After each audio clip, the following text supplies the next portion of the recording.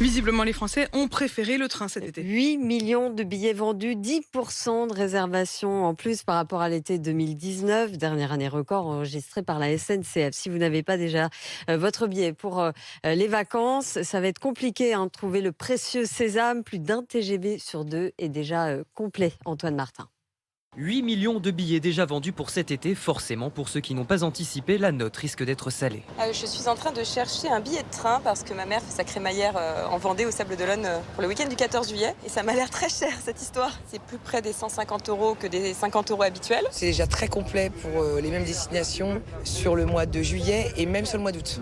Train complet le dimanche 17 juillet pour revenir de Bordeaux en région parisienne. Idem pour les retours de Marseille. Rien d'étonnant pour Alain Krakovic, directeur TGV Intercité. C'est normal, hein, c'est là vraiment où les Français veulent partir. Le conseil qu'on peut vraiment donner, c'est de se décaler de quelques jours. Et puis, s'ils veulent profiter de prix bas, d'avoir la carte avantage, puisqu'elle leur permet d'avoir des prix capés. Pour Noémie Berkoff, experte des mobilités, une seule raison explique ce boom des réservations. Le train qui parfois n'était pas compétitif par rapport à la voiture le devient grâce ou à cause de l'augmentation du prix de l'essence. Et pour ne rien arranger, le manque de rames pourrait venir gâcher l'été. Le Parisien rapporte qu'une vingtaine de trains ont été annulés cette semaine par manque de personnel.